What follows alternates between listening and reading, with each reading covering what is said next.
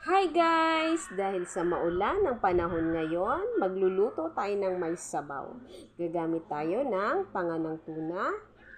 Kailangan natin ng sibuyas, bawang, luya, kamatis. Lalagay lang natin sa kawali, dagdagan ng tubig, pakukuluan, lagyan ng asin, magic sarap. Pakukuluan lang hanggang sa maluto ang isda.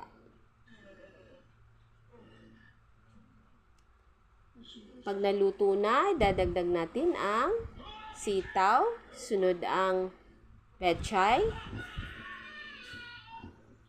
siling haba, at dagdagan ng sinigang mix.